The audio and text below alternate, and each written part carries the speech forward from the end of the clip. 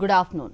Welcome to doctors time. Thyroid గ్రంథి మెడ ప్రాంతంలో కంఠముడి కింద ఉండే ఒక గ్రంథి. ఇది సీతాకోక చిలుక రెక్క రూపంలో శ్వాస నాళానికి ఇరుపక్కలా ఉంటుంది.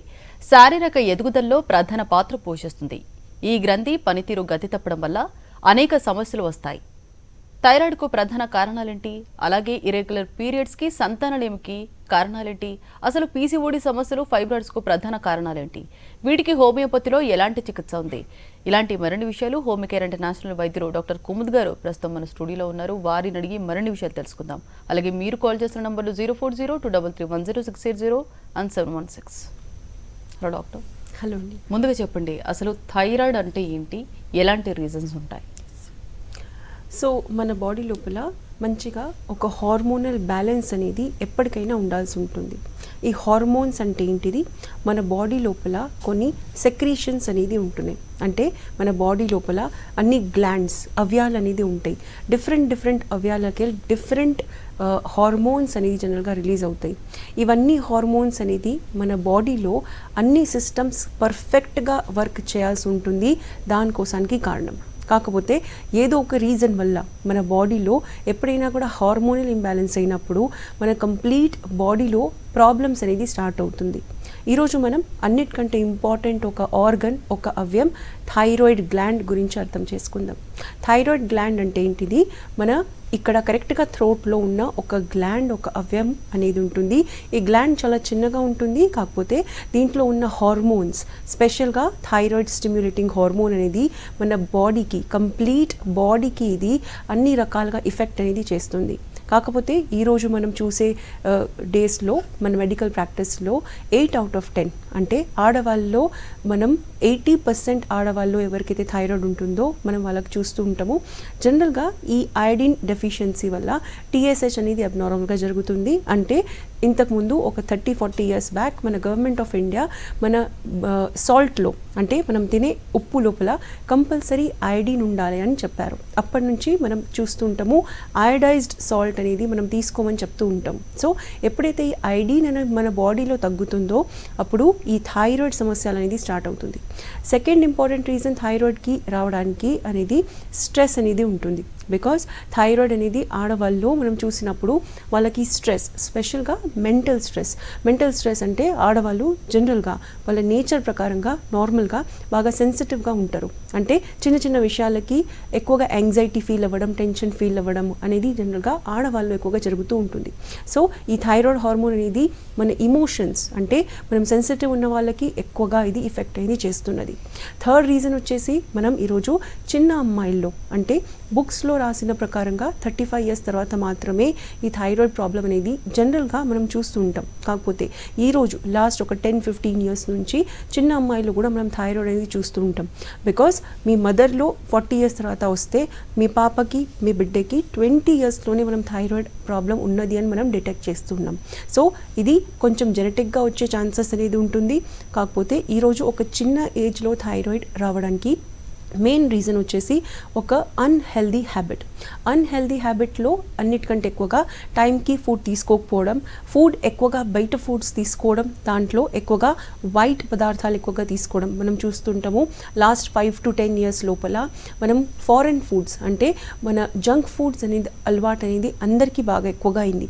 సో దీనివల్ల మన థైరాయిడ్ గ్లాండ్ అనేది ఎక్కువగా స్ట్రెస్ఫుల్గా ఫీల్ అవుతుంది అండ్ థైరాయిడ్ ఫంక్షన్స్ అనేది అఫెక్ట్ అవుతున్నాయి. ఆ థైరాయిడ్ ఫంక్షన్ అఫెక్ట్ అవ్వడంలో ఈ TSH హార్మోన్ అనేది ఇంక్రీజ్ అవుతుంది, అంటే పెరుగుతుంది. సో ఎప్పుడైతే ఈ TSH హార్మోన్ ఇంక్రీజ్ అవుతుంది, ఆ ప్రాబ్లంకి మనం హైపోథైరాయిడిజం అనేది అంటాము. అదే ఈ TSH హార్మోన్ బాగా తగ్గినప్పుడు మనం దానికి హైపర్ థైరాయిడిజం అనేది అంటూ ఉంటాము. ఎక్కువగా మనం చూసే కండిషన్స్లో హైపోథైరాయిడిజం అనేది చాలా కామన్గా ఉంటుంది. బికాస్ ఈ TSH హార్మోన్ అనేది ఇంక్రీజ్ అవ్వడం అనేది చాలా ఈజీగా జరుగుతూ ఉన్నది. కాకపోతే ఇది రివర్స్ అవ్వడం కూడా డెఫినెట్గా మన హోమియోపతి ద్వారా పాసిబుల్ ఉంటుంది. ఓకే అండి. థైరాయిడ్ అనేది అంటే ఇప్పుడు కొంతమందికి వస్తే స్టార్టింగ్ స్టేజ్లో అంటే సిమ్టమ్స్ అనేవి ఎలా అంటే ముందు కంటే ఇంకెక్కువ తెలుస్తాయి? సో జనరల్గా మన థైరాయిడ్ కండిషన్స్లో మనం చూసేలో సిమ్టమ్స్ అనేది మీరు ఎలా గుర్తుపట్టాలి, మీకు ఎప్పుడు డౌట్ రావాలి, మీరు ఎప్పుడు డాక్టర్కి కన్సల్ట్ అవ్వాలి, ఇది ఒక క్వశ్చన్ అనేది ఉంటుంది. మేజర్గా థైరాయిడ్ అనేది మీరు డాక్టర్ దగ్గర ఏదైనా కంప్లైంట్ తీసుకొని వెళ్ళినప్పుడు మీకు జస్ట్ ఒక సింపుల్ టెస్ట్ అనేది రాస్తూ ఉంటారు. దాంట్లో ఎక్కువగా మనం CBC, TSH and random blood sugar, ఇది నార్మల్గా ఎవరైనా కూడా డాక్టర్స్ సజెస్ట్ చేస్తూ ఉంటారు. కాకపోతే కరెక్ట్గా మీకు సిమ్టమ్స్ ఉన్నాయా లేదా అండ్ మీ డాక్టర్కి ఎప్పుడు కన్సల్ట్ అవ్వాలి అది అర్థం చేసుకోవాలంటే, సడన్గా మీకు హెయిర్ ఫాల్ కానీ, స్కిన్లో డ్రైనెస్ కానీ, వాయిస్ అనేది ఎక్కువగా హోర్స్ అంటే హార్ష్ వాయిస్ రావడం, మీరు చాలా ఎక్కువగా మాట్లాడేటప్పుడు మీరు మింగేది మీకు అలవాటు ఉండడం, అంటే సడన్గా అది డెవలప్ అయ్యింది, మీకు సడన్గా వెయిట్ లాస్ అనేది జరిగింది, లేకపోతే సడన్గా మీరు వెయిట్ గెయిన్ అయ్యారు, మీకు సడన్గా ఆడవాళ్ళలో పీరియడ్స్ అనేది బాగా తొందరగా థైరాయిడ్ ప్రాబ్లమ్స్లో ఎఫెక్ట్ అనేది అవుతున్నది. సో దీంట్లోకి ఏదైనా కూడా ఒక్క మినిమం సిమ్టమ్ ఉన్నా కూడా డెఫినెట్గా మీ డాక్టర్ దగ్గరికి వెళ్ళి కన్సల్ట్ అవ్వాలి అండ్ థైరాయిడ్ టెస్ట్ అనేది మీరు చేయించుకోవాలి. కాకపోతే మనం ప్రాక్టీస్లో చూసేది ఏంటంటే మగవాళ్ళకి ఒక డిఫరెంట్ సిమ్టమ్ అనేది ఉంటుంది, బాడీ పెయిన్స్. ఈవెన్ ఆడవాళ్ళు ఒక 5 to 10-20% కేసెస్లో వాళ్ళకు థైరాయిడ్ అనేది డాక్టర్ ఎప్పుడు సజెస్ట్ చేస్తారంటే కంప్లీట్ బాడీలో జాయింట్ పెయిన్స్ అనేది వస్తున్నాయి, అంటే మొత్తం బాడీలో పెయిన్స్ అనేది ఉన్నది. సో మీకు ఎలాంటి రీజన్ లేదు, మీ ఏజ్ ప్రకారంగా కూడా మీకు ఆర్థరైటిస్ లేదు అనుకున్నప్పుడు డెఫినెట్గా మీరు థైరాయిడ్ టెస్ట్ అనేది చెకప్ అనేది చేయించుకోవాలి. కాకపోతే మనం ఫాస్ట్గా అర్థం చేసుకోవాలి అంటే సడన్గా ఏదైనా మీకు బాడీలో ప్రాబ్లం అయిందంటే మీరు ఫస్ట్ అర్థం చేసుకోవాలి, మీరు థైరాయిడ్ టెస్ట్ అనేది డెఫినెట్గా చేయించుకోవాలి. బికాస్ మన హార్మోన్స్లో అన్నిటికంటే ఎక్కువగా ఈ TSH హార్మోన్ అనేది మన కంప్లీట్ బాడీ ఫంక్షన్స్కి ఇది ఇఫెక్ట్ అనేది చేస్తుంది. కొంతమందికి ఓన్లీ మంటలు, బాడీలో చేతుల్లో కాళ్ళలో మంటలు కూడా కొంతమందికి అవుతుంది, కాకపోతే ఇది చాలా రేర్గా జరుగుతుంది. కాకపోతే మనం చూసే కండిషన్స్లో ఎవరికైతే స్టార్టింగ్ స్టేజెస్లో ఉంటుంది ఈ థైరాయిడ్, వాళ్ళకి ఇవన్నిట్లకి వెళ్ళి ఏదో ఒకటి సిమ్టమ్ అనేది ఉంటుంది. ఇంతకుముందు ఒక 10-20 years బిఫోర్ మీకు అన్ని సిమ్టమ్స్ అనేది కంపల్సరీ ఉంటుండే, అంటే అట్లీస్ట్ ఒక 2 to 3 సిమ్టమ్స్ అన్న మనం కేసెస్లో మనం చూస్తుంటాం.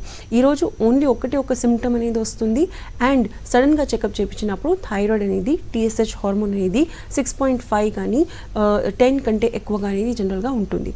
మీరు థైరాయిడ్కి ట్రీట్మెంట్ ఎప్పుడు స్టార్ట్ చేయాలి మీకు జనరల్గా డాక్టర్స్ చెప్తారు, అయినా మనం అర్థం చేసుకుందాం.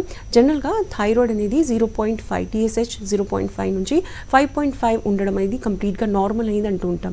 ఇదే 5.5 కంటే ఎక్కువగా అయినప్పుడు మనం దీనికి హైపోథైరాయిడిజం అనేది అంటాము. కాకపోతే మీ ట్రీట్మెంట్ అనేది ఎప్పుడు స్టార్ట్ చేయాలి, క్లినికల్గా ఎండోక్రైనాలజీ ప్రకారంగా చెప్పాలంటే TSH అనేది అట్లీస్ట్ ఒక 10కి క్రాస్ అయిన తర్వాత మాత్రమే మీరు జనరల్గా ట్రీట్మెంట్ అనేది స్టార్ట్ చేయాల్సి ఉంటుంది. కాకపోతే మేనేజ్మెంట్ అనేది కంపల్సరీ చేయాల్సి ఉంటుంది. మేనేజ్మెంట్ అంటే మనం ఇంతకుముందు అర్థం చేసుకున్నాము, సపోజ్ మీరు అవుట్ సైడ్ ఈటింగ్ ఎక్కువగా ఉంది, మీరు బయట ఎక్కువగా ఫుడ్ తీసుకుంటున్నారు, మీకు ఎలాంటి ఎక్సర్సైజెస్ లేవు అంటే డెఫినెట్గా మీరు యోగా అండ్ మెడిటేషన్ కానీ బ్రీదింగ్ ఎక్సర్సైజెస్ అనేది కంపల్సరీ స్టార్ట్ చేయాలి అండ్ హెల్దీ బ్యాలెన్స్డ్ డయట్ అనేది తీసుకోవాలి. ఇదైన తర్వాత కూడా సపోజ్ మీకు ఎలాంటి సిమ్టమ్స్లో చేంజెస్ లేదు, అన్ని సిమ్టమ్స్ అలాగే ఉన్నాయి అంటే డెఫినెట్గా మీరు మెడిసిన్స్ అనేది స్టార్ట్ చేయాలి. ఎవ్రీ 1 monthకి ఒక్కసారి స్టార్టింగ్ స్టేజ్లో మీ TSH అనేది చెక్ చేయించుకోవాలి. సపోజ్ అది అలాగే ఉన్నది అంటే డెఫినెట్గా మీకు అది స్టార్టింగ్ స్టేజెస్లో రివర్స్ అయ్యే ఛాన్సెస్ ఎక్కువగా ఉన్నది. బికాస్ నార్మల్గా TSH ఎక్కువగా ఉన్నప్పుడు డిటెక్ట్ అయినప్పుడు మీకు డాక్టర్స్ ఏది సజెషన్స్ ఇస్తారో అండ్ కొన్ని మెడిసిన్స్ రాసిస్తారో దాని ద్వారా అది స్టార్టింగ్ స్టేజెస్లో కంప్లీట్గా రివర్స్ అవుతుంది అండ్ విదిన్ ఒక 2 to 3 monthsలో అది రివర్స్ అయ్యే ఛాన్సెస్ అనేది 90% అనేది ఉంటుంది. సో ఇవన్నీ లక్షణాలు ఉన్నాయి, మీకు అర్థమవుతుంది ఏదో ఒక ప్రాబ్లం ఉంది అంటే డెఫినెట్గా మీరు ఫస్ట్ వెళ్ళి థైరాయిడ్ అనేది చెకప్ అనేది చేయించుకోవాలి. అండ్ కొన్ని కేసెస్లో మెడిసిన్స్ వెంటనే స్టార్ట్ చేసినప్పుడు విదిన్ ఒక 3 to 4 months ఇది కంప్లీట్గా రివర్స్ అయ్యే ఛాన్సెస్ అనేది డెఫినెట్గా ఉంటుంది. ఓకే అండి, ఒకవేళ PCOD ఉంటే ఇన్ఫర్టిలిటీకి దారి తీస్తుందంటారు? సో జనరల్గా ఇన్ఫర్టిలిటీలో మనం ఎక్కువగా చూసే కండిషన్స్లో ఇన్ఫర్టిలిటీ అంటే ఏంటిది ఫస్ట్ అర్థం చేసుకుందాం. ఇన్ఫర్టిలిటీ అంటే జనరల్గా ప్రైమరీ అండ్ సెకండరీ ఇన్ఫర్టిలిటీ అనేది ఉంటుంది. ప్రైమరీ అండ్ సెకండరీ అంటే ప్రైమరీ అంటే మీరు మ్యారేజ్ అయిన ఫస్ట్ 1 year లోపల మీకు ప్రెగ్నెన్సీ రాలేదు ఒక మ్యారీడ్ కపుల్కి అంటే ఆ ప్రాబ్లంకి మనం ప్రైమరీ ఇన్ఫర్టిలిటీ అనేది అంటాం. సెకండ్ టైం ప్రెగ్నెన్సీ అనేది రావట్లేదు, లేకపోతే మీరు ట్రై చేస్తున్నారు ఏదో ఒక రకంగా బట్ అది పాసిబుల్ లేదు, ప్రెగ్నెన్సీ రావట్లేదు అంటే ఆ ప్రాబ్లంకి మనం సెకండరీ ఇన్ఫర్టిలిటీ అనేది అంటూ ఉంటాం. సో ఇన్ఫర్టిలిటీ అనేది అన్నిటికంటే ఎక్కువగా ఇంపార్టెంట్ రీజన్ అనేది ఈరోజు కండిషన్స్లో ఆడవాళ్ళలో అబ్నార్మల్ ఇర్రెగ్యులర్ సైకిల్స్, అదే మగవాళ్ళలో స్పర్మ్ కౌంట్ అనేది తక్కువగా ఉండడం. సో ఆడవాళ్ళలో నంబర్ ఆఫ్ హార్మోన్స్ అనేది 6 to 8 హార్మోన్స్ అనేది ఉంటుంది, అండ్ మగవాళ్ళలో ఓన్లీ ఒక testosterone hormone and sperm count, ఇవి రెండు నార్మల్ ఉంటే వాళ్ళకి ఇన్ఫర్టిలిటీ ప్రాబ్లమ్స్ అనేది 90% పాసిబుల్ ఉండదు. ఆడవాళ్ళలో రిప్రొడక్టివ్ సిస్టమ్ అనేది బాగా కాంప్లికేటెడ్ అనేది ఉంటుంది. కాంప్లికేటెడ్ అంటే నంబర్ ఆఫ్ హార్మోన్స్ 6 to 8 ఉంటాయి, అండ్ అన్నీ నార్మల్ ఉంటే మాత్రమే ప్రెగ్నెన్సీ అనేది రావడం ఈజీగా జరుగుతుంది. ఈరోజు మనం చూసే కండిషన్స్లో ఎక్కువగా ఇన్ఫర్టిలిటీ కేసెస్లో పీసీఓడి ఉండడం అండ్ సెకండ్ వచ్చేసి థైరాయిడ్ ప్రాబ్లమ్స్, ఇవి రెండు మనం ఇన్ఫర్టిలిటీ కేస్ ఎప్పుడైనా మనం స్టడీ చేసేటప్పుడు ఎక్కువగా ఈ రీజన్స్ అనేది కనిపిస్తూ ఉంటాయి. సో డెఫినెట్గా పీసీఓడి కానీ థైరాయిడ్ కానీ ఉన్నప్పుడు మీకు ఇన్ఫర్టిలిటీ, ఒక మ్యారీడ్ కపుల్కి ఇన్ఫర్టిలిటీ ఉండే ఛాన్సెస్ అనేది 70% అనేది ఉంటుంది. కాకపోతే ఈ థైరాయిడ్ అండ్ పీసీఓడి ఉన్నప్పుడు ఎలా మీకు ఇబ్బంది పడుతుందంటే, ఇవి రెండు ప్రాబ్లమ్స్, థైరాయిడ్ కానీ పీసీఓడి, ఒక ప్రాబ్లం ఉన్నా సరే రెండు ప్రాబ్లమ్స్ ఉన్నా సరే జనరల్గా ఇది ఒక విషియస్ సైకిల్ అనేది క్రియేట్ అవుతుంది. థైరాయిడ్ అనేది అబ్నార్మల్ ఉన్నప్పుడు ఆడవాళ్ళకి పీరియడ్స్ కూడా అబ్నార్మల్ అవుతాయి, అండ్ పీసీఓడి ప్రాబ్లం కూడా ఎక్కువగా అయ్యే ఛాన్సెస్ ఉంటుంది. బికాస్ పీసీఓడి అంటే పాలిసిస్టిక్ ఓవేరియన్ డిజీజ్, మనం రెండు ఓవేరీస్ అనేది ఉంటాయి, ఆ ఓవేరీస్లో జనరల్గా వాటర్ లైక్ బబుల్స్ అనేది నంబర్ ఆఫ్ బబుల్స్ ఎప్పుడైతే ఉంటుందో ఆ ప్రాబ్లమ్కి మనం పీసీఓడి ప్రాబ్లం అంటాం. సో ఈ బబుల్స్ అనేది న్యాచురల్గా ఎవ్రీ మంత్ కంపల్సరీ ఒక 1 or 2 సిస్ట్ అనేది వాటర్ బబుల్స్ అనేది మనం జనరల్గా చూస్తూ ఉంటాం. కాకపోతే అది పీరియడ్స్ కంప్లీట్ అయిన తర్వాత అది బబుల్ అనేది నార్మల్గా వెళ్ళిపోతుంది. కొంతమంది కేసెస్లో ఈ బబుల్ అనేది అంటే సిస్ట్ అనేది అలాగే కంటిన్యూ అవుతుంది. సో ఈ సిస్ట్ అనేది ఎప్పుడైతే రెండు ఓవేరీస్కి అఫెక్ట్ అవుతుంది అండ్ నంబర్ ఆఫ్ సిస్ట్ ఎప్పుడైతే ఎక్కువగా అవుతున్నాయి అంటే ఈ వాటర్ బబుల్స్ ఎక్కువగా అయినప్పుడు ఆ ప్రాబ్లమ్కి మనం పీసీఓడి ప్రాబ్లం అనేది అంటూ ఉంటాం. సో పీసీఓడిలో జనరల్గా మన అన్ని hormones, TSH hormones, follicle stimulating hormone, luteinizing hormone, estrogen and progesterone, ఇవి 5 to 6 హార్మోన్స్ అనేది నార్మల్ బ్యాలెన్స్లో ఉన్నది అంటే డెఫినెట్గా పీసీఓడి అనేది క్లియర్ అయ్యే ఛాన్సెస్ అనేది ఉంటుంది. సో ఇన్ఫర్టిలిటీకి ఎక్కువగా చూసే కండిషన్స్లో మన థైరాయిడ్ అండ్ పీసీఓడి చాలా ఎక్కువగా ఎఫెక్ట్ అనేది చేస్తుంది. ఇప్పుడు కొంతమందిలో చూస్తే అన్నీ బాగానే ఉంటాయి, బట్ అన్ఎక్స్ప్లెయిన్డ్ రీజన్స్ ఎందుకంటారు? సో కొన్ని కేసెస్లో మిస్సెలేనియస్ ఇన్ఎక్స్ప్లెయిన్డ్ ఇన్ఫర్టిలిటీ అనేది ఉంటుంది. సో మనకు కేసెస్లో మనం ఎప్పుడైనా కూడా ఇన్ఫర్టిలిటీలో డయాగ్నోసిస్ చాలా ఇంపార్టెంట్ అనేది ఉంటుంది. డయాగ్నోసిస్ అంటే మీకు ఏ ప్రాబ్లం వల్ల, ఏ కాజ్ వల్ల, ఏ కారణం వల్ల మీకు ఇన్ఫర్టిలిటీ వస్తుంది అది మనం జనరల్గా అర్థం చేసుకుంటాం. ఇది అర్థం చేసుకోవడానికి సెట్ ఆఫ్ బ్లడ్ టెస్ట్ అనేది ఉంటుంది. సెట్ ఆఫ్ బ్లడ్ టెస్ట్ అంటే ఇవన్నీ హార్మోన్స్ మనం ఎప్పుడైతే ఇంతకుముందు అర్థం చేసుకున్నామో అవన్నీ హార్మోన్స్ అనేది టెస్ట్ అనేది జనరల్గా లెబొరేటరీస్లో అవైలబుల్ ఉంటుంది. ఆ సెట్ ఆఫ్ టెస్ట్లో మనం అర్థం చేసుకుంటాం ఏమేమి ప్రాబ్లమ్స్ ఉన్నాయి, దాంట్లో ఏమైనా ప్రాబ్లమ్స్ ఉంటే మనం మెడిసిన్స్ ద్వారా, మేనేజ్మెంట్ ద్వారా మనం జనరల్గా దానికి రివర్స్ అనేది చేస్తాం, నార్మల్ అనేది చేస్తాం. కాకపోతే కొన్ని వేరే ప్రాబ్లమ్స్ కూడా ఉంటాయి. అంటే దాని కండిషన్స్లో ఫెలోపియన్ ట్యూబ్ బ్లాకేజెస్, ఆడవాళ్ళకి జనరల్గా ఫెలోపియన్ ట్యూబ్ బ్లాకేజెస్ ఉంటే ప్రెగ్నెన్సీ రాదు. అండ్ కొన్ని కేసెస్లో, చాలా రేర్ కేసెస్లో ఎండోమెట్రియోసిస్ అంటే గర్భాశయంలో నంబర్ ఆఫ్ సెల్స్ ఇంక్రీజ్ అవ్వడం. కాకపోతే అన్నిటికంటే లాస్ట్లో ఉంటుంది ఇన్ఎక్స్ప్లెయిన్డ్ ఇన్ఫర్టిలిటీ. ఈ కండిషన్స్లో అన్ని రిపోర్ట్స్ నార్మల్ ఉన్నాయి, కాకపోతే మీకు ప్రెగ్నెన్సీ రావట్లేదు. ఇట్ మీన్స్ మీ బాడీ లోపల న్యూట్రిషనల్ డెఫిషియన్సీస్ అనేది ఉంటున్నాయి. న్యూట్రిషనల్ డెఫిషియన్సీలో ఓన్లీ ఐరన్, కాల్షియం, ప్రోటీన్ మాత్రమే కాదు, మైక్రో న్యూట్రిషన్ కూడా చాలా ఇంపార్టెంట్గా ఉంటుంది. మైక్రో న్యూట్రిషన్ అంటే ఏంటిది? మనం తీసుకునే ఫుడ్లో విటమిన్స్, ప్రోటీన్స్ కంపల్సరీ ఉండాలి. బట్ ఈ విటమిన్స్ అండ్ ప్రోటీన్స్లో కూడా number of different types of vitamins and proteins అనేది ఉంటుంది, మినరల్స్ అనేది ఉంటుంది. ఫర్ ఎగ్జాంపుల్ జింక్ తక్కువగా ఉంటే ఎగ్ ఫార్మేషన్ ప్రాపర్గా కాదు. అంటే పీసీఓడి ఉన్నా లేకున్నా మీకు నార్మల్గా ఓవ్యులేషన్ ఎవ్రీ 14 డేస్కి పీరియడ్ సైకిల్లో జనరల్గా first day of period cycle నుంచి 14th డేకి మనం క్యాల్కులేట్ చేస్తే 14th డే రోజు కరెక్ట్గా ఓవ్యులేషన్ అనేది జరుగుతుంది. ఓవ్యులేషన్ అంటే ఎగ్ రిలీజ్ ప్రాసెస్. ఈ ఎగ్ రిలీజ్ నార్మల్ ఉన్నా కూడా సపోజ్ మీకు జింక్ కానీ, మెగ్నీషియం కానీ, మ్యాంగనీస్ కానీ బాడీలో తక్కువగా ఉన్నదంటే ఈ ఎగ్ రిలీజ్ అనేది నార్మల్గా కరెక్ట్ టైంకి కాదు. అండ్ ఆ సైజ్ కూడా జనరల్గా ఎగ్ది సైజ్ తక్కువగా ఉంటుంది.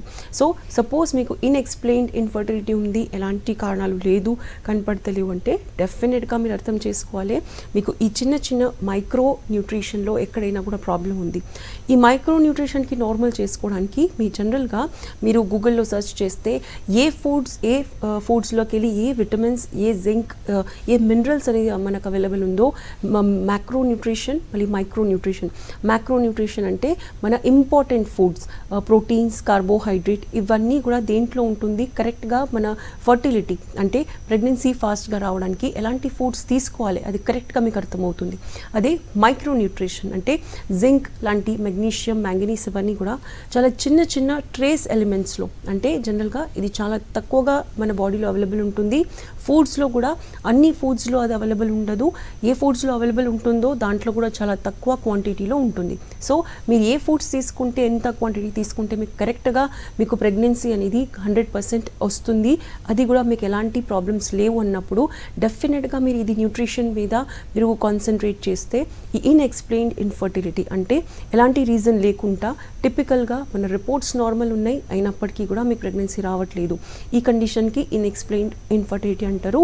ఈ కండిషన్లో ఈ న్యూట్రిషన్ అనేది చాలా చాలా ఇంపార్టెంట్. సో ఇప్పుడు కొంతమంది ట్యూబెక్టమీ చేయించుకుంటారు, తర్వాత మళ్ళీ కన్సీవ్ అవ్వాలంటే అవ్వచ్చా? సో జనరల్గా ట్యూబెక్టమీ ప్రొసీజర్ అనేది జనరల్గా ఎవరికైతే 2 or 3 నార్మల్గా పిల్లలు అయిపోయిన తర్వాత జనరల్గా ప్రెగ్నెన్సీ రాకుండా ఉండాలంటే డాక్టర్స్ అనేది జనరల్గా ట్యూబెక్టమీ ప్రొసీజర్ అనేది జనరల్గా సజెస్ట్ చేస్తూ ఉంటారు. ట్యూబెక్టమీ అంటే ఏంటి మనం ఫస్ట్ అర్థం చేసుకుందాం. సో జనరల్గా ఈ ఓవేరీస్ ఏదైతే ఉంటుందో అది మన యూట్రస్కి కనెక్టెడ్ ఉంటుంది ఫెలోపియన్ ట్యూబ్ ద్వారా. సో ఈ ఫెలోపియన్ ట్యూబ్ ద్వారా 2 ఓవేరీస్లకి ఎవ్రీ మంత్ ఒక ఎగ్ రిలీజ్ అవుతుంది. ఏదైతే 14th డే రోజు ఓవ్యులేషన్ రోజు ఎగ్ రిలీజ్ అవుతుంది, అది ఈ ఫెలోపియన్ ట్యూబ్స్ ద్వారా మెచ్యూర్ అయిన తర్వాత యూట్రస్లో అనేది అంటే గర్భాశయంలో జనరల్గా అది కరెక్ట్గా ఫిక్స్ అనేది అవుతుంది. సో ఎప్పుడైతే ఈ ఫెలోపియన్ ట్యూబ్స్ అనేది బ్లాక్ ఉంటుందో కంపల్సరీ ఈ ఏదైతే ఎగ్ ఉంటుందో అది ట్రావెల్ అనేది జనరల్గా జరగదు, అంటే అది పాసిబుల్ ఉండదు. సో ఇన్ఫర్టిలిటీలో ఇదొక్కటి రీజన్ కూడా జనరల్గా మనం చూస్తూ ఉంటాము. ఏదైనా ఒక ట్యూబ్ బ్లాక్ ఉన్నది అంటే డెఫినెట్గా ఎగ్ అనేది రిలీజ్ అయిన ఎగ్ అనేది కరెక్ట్గా అది ఇంప్లాంటేషన్ అనేది జరగదు. సో ఈ జనరల్గా ఈ నార్మల్ ప్రాసెస్ ఎవరికైతే ఉంటుందో, నార్మల్గా ఉన్నప్పుడు ప్రెగ్నెన్సీ అనేది ఈజీగా అనేది వస్తున్నది. మన బాడీ లోపల కిడ్నీ లాగానే ఫెలోపియన్ ట్యూబ్ అనేది ఒక్కటి ఉంటే మాత్రమే సరిపోతుంది. కాకపోతే కొన్ని కేసెస్లో ఒక్క ఫెలోపియన్ ట్యూబ్ అనేది బ్లాక్ ఉన్నా కూడా ప్రెగ్నెన్సీ అనేది రావడానికి కొంచెం డిఫికల్ట్గా ఉంటుంది. సో ఇది మనం అర్థం చేసుకుందాం.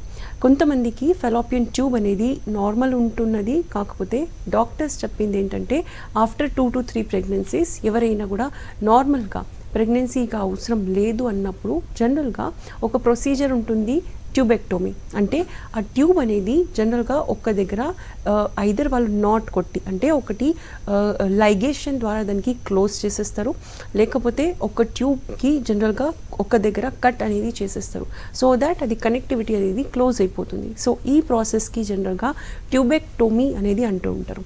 కాకపోతే కొంతమంది కేసెస్లో ఒక కంప్లీట్గా ట్యూబ్ అనేది రిమూవ్ చేసేస్తారు. సో ఈ కనెక్టివిటీ అనేది క్లోజ్ అయిపోయినప్పుడు ప్రెగ్నెన్సీ రావడం అనేది స్టాప్ అయిపోతుంది. సో ఎప్పుడైతే ఈ ప్రాసెస్ జరుగుతుందో కంప్లీట్గా ప్రెగ్నెన్సీ రాకుండా ఉంటుంది. ఇది ఒక ప్రాసెస్ ఉంటుంది ఎవరికైతే ఆఫ్టర్ ప్రెగ్నెన్సీ నార్మల్గా ఇప్పుడు పిల్లలు అవసరం లేని వాళ్ళు జనరల్గా చేయించుకుంటూ ఉంటారు. కాకపోతే ఒక క్వశ్చన్ ఉంటుంది, సపోజ్ మీకు 2 పిల్లలు ఉన్నారు, కొన్ని ఇయర్స్ తర్వాత అన్ఫార్చునేట్గా మీకు ఇంకొకసారి 3rd ప్రెగ్నెన్సీ అనేది అవసరం ఉన్నది ఏదో ఒక రీజన్ వల్ల. అలాంటి కేసులో ట్యూబెక్టోమీ జరిగింది అంటే ఇప్పుడు ఎలాంటి దీనికి దారి. సో జనరల్గా ఈ ట్యూబెక్టోమీ అయిపోయిన తర్వాత దానికి రివర్స్ చేయడం ఎంతవరకు పాసిబుల్ ఉన్నది. ఎస్, డెఫినెట్గా జనరల్గా ఈ ప్రొసీజర్ అనేది డాక్టర్స్ అనేది చేస్తూ ఉంటారు. ఈ ప్రాసెస్లో జనరల్గా ఎక్కడైతే మీకు ట్యూబెక్టోమీ చేసేసారో అక్కడ దానికి రివర్స్ ట్యూబెక్టోమీ అని ప్రొసీజర్ అనేది ఒకటి ఉంటుంది. ఆ ప్రొసీజర్కి మనం సర్జరీ ద్వారానే చేయగలగము. సో ఈ ప్రాసెస్ అనేది జనరల్గా డాక్టర్స్ గైనిక్ డాక్టర్స్ అనేది చేస్తూ ఉంటారు. మీకు ప్రెగ్నెన్సీ రావాలి, ఒక్కసారి ట్యూబెక్టోమీ అయిపోయిన అయిపోయిన తర్వాత అంటే కంపల్సరీ ఒక సర్జికల్ కేస్ అయిపోతుంది. అండ్ ఓన్లీ ఎవరైతే ఈ సర్జరీ ఆపరేషన్ చేసి రివర్స్ చేస్తున్నారో వాళ్ళకు మాత్రమే పాసిబుల్ ఉంటుంది. సో ఒక ఆన్సర్ ఉంటుంది, ఎస్ మీకు ట్యూబెక్టోమీ తర్వాత ప్రెగ్నెన్సీ అనేది పాసిబుల్ ఉందా లేదా, ఎస్ కొన్ని ప్రొసీజర్స్ ద్వారా అండ్ మెడిసిన్స్ ద్వారా ఇది పాసిబుల్ అనేది ఉంటుంది. ఈ ప్రాసెస్కి మనం రివర్స్ ట్యూబెక్టోమీ అనేది అంటూ ఉంటాము. ఇది డెఫినెట్గా సర్జన్స్ అండ్ గైనక్ డాక్టర్స్ అనేది ఈజీగా చేస్తూ ఉంటారు. ఓకే అండి, కాలర్ కూడా లైన్లో ఉన్నారు. జెసికా భీమవరం నుంచి మాట్లాడండి, మీ సమస్యను చెప్పండి. హలో, నమస్తే జెసికా గారు, చెప్పండి. మేడం అదే మేడం ఇప్పుడు డేట్స్ 15 days ఒకసారి వస్తుంది మేడం. నాకు వచ్చి ఇంకా ఆగిపోయిందండి. ఓకే, మీ ఏజ్ ఎంత? మాది 25 years. ఓకే, మీరు స్కానింగ్ అనేది చేయించుకున్నారా లేదా? లేదు మేడం, ఇక్కడ డేట్స్ ఆగిపోయింది మేడం. ఇంకా డేట్స్ ఆఫ్లేదండి, అంటే 1 month దాటిపోయింది. Okay, fine fine. మెడిసిన్ ఏమైనా వాడారా? మెడిసిన్ ఇంకా చూపించుకోలేదు మేడం, వెళ్తున్నాము.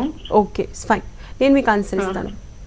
సో కాలర్ గారు అడిగింది, పీరియడ్స్ అనేది రెగ్యులర్గా వస్తుంది, కాకపోతే కొంచెం ఎక్కువ డ్యూరేషన్లో వస్తుంది, 15 daysకి ఒకసారి వస్తుంది.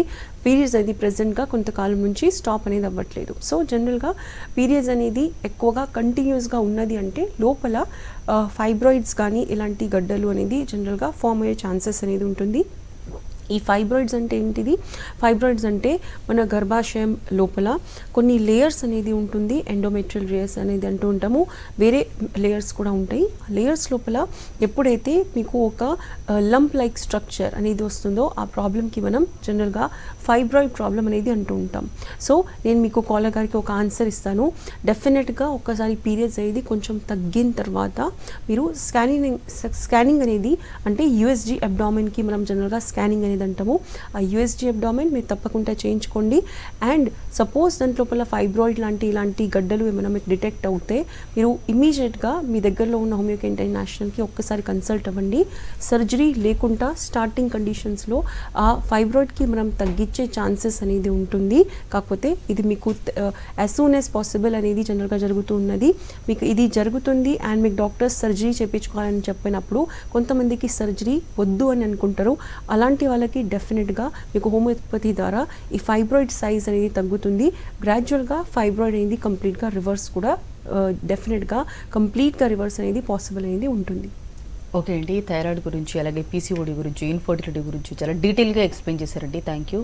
ఇది వాళ్ళ doctors time. Next news updates ఉంటాయి. Stay tuned to Sakshi.